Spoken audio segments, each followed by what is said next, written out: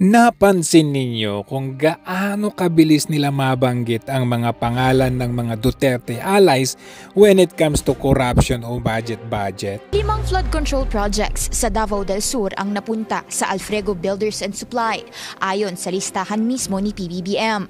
Ang Alfrego, pagmamayari ng half-brother ni Senator Bongo. Base sa listahan ng sumbong sa Pangulo.ph, 2023 natapos ang 2 proyekto, 2024 naman ang 3 rito. In total, lagpas 326 million pesos ang halaga ng flood control projects na hinawakan ng kumpanya. Base sa pag-aaral ng Bilyonaryo News Channel, madalas bahain ang Kalinan tuwing masama ang panahon. Doon constructed ang majority ng nasabing projects ng Alfrego sa Davao del Sur. Una nang na-flag ang nasabing kumpanya noong 2018, kabilang ang CLTG Builders na pagmamayari naman daw ng ama ni Go. Pero ang mga kagaya ni Dong Gonzales na may kaso naman talaga ay parang tinatago pa nila. Di daluman niyang kasong graft king Office of the Ombudsman ni Senior Deputy Speaker at Pampanga 3rd District Representative Aurelio Dong Gonzales Jr. Anya nga 8 ng Setyembre ngening banwa tungkulay ni kareng atlong flood control project sa mikialagang 612 million pesos ay inaward na kanu ng Department of Public Works and Highways o DPWH Region 3 yung construction company apibanjan na kanong Gonzales. At hindi rin ligtas dyan si David Suarez, si JJ Suarez. Maalala ninyo yung magaling magsalita about sa corruption kay VP Sara? Ayan po, ex-gov sued for graft and corruption. 56 million in cash advance at 74 million worth ng agricultural and marine supplies mula noong 2015 hanggang 2017. Nabanggit nga ng Pangulo ang top 15 flood control projects na mga maanumalya. Pero hindi naman binabanggit mismo ang mga taong involved dito. Lalong-lalo na yung sa SunWest. Yung SunWest na si Zaldico parang protektado pa rin. Halimbawa na lamang itong si Dong Gonzales. Natapos ang kanyang termino ngayon lang ho.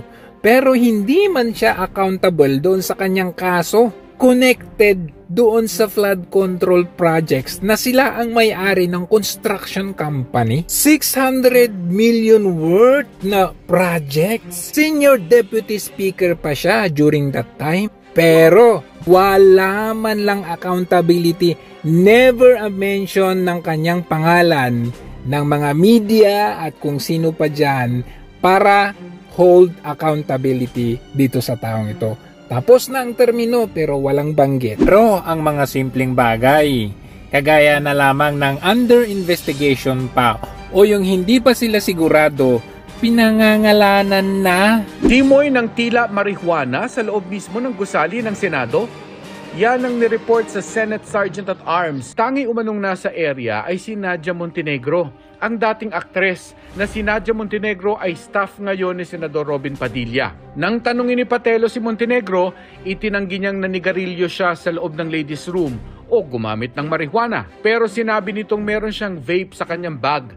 Ang mga expose ni Mayor Magalong kagaya ng 777 scheme o yung flood control na anomalya ay hindi nila pinapansin at gusto pang ituring siyang kalaban. 5 silang bidders, patas isa'y nanalo, yung 4, sasabihin ng winning bidder, ito na yung 3% nyo, happy-happy na kayo lahat.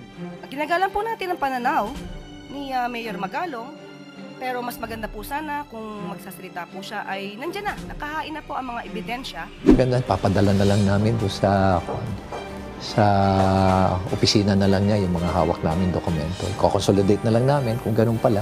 Bakit parang lumalabas na kaaway nila ako rito? Hindi niyo po ako kaaway. Huwag niyo kami tratuhing kaaway. Kaibigan niyo po kami rito sa laban ni Presidente. Laban dito sa corruption. So, huwag niyo po kami akusahan. Yun na nga kasi ang problema sa administrasyong ito. Kasi kung ikaw ay tutulong para mapuksa ang korupsyon, ikaw pang ikukulong, ikaw ang makukontempt, ikaw pa yung matatanggal sa pwesto. Yan ang klase ng bagong Pilipinas kuno meron ngayon. Noong panahon ni PRRD ay tumino ang mga tao magmula sa mga opisyales hanggang sa common tao. Ipinakulong yung taong yun. paano pa kaya tayo lalaban sa korupsyon kung ganito naman pala na ikaw ay sasama sa laban kampanya laban sa korupsyon, katiwalian, ikaw pa ang makukulong. Sino pa ang sasama sa labang ito?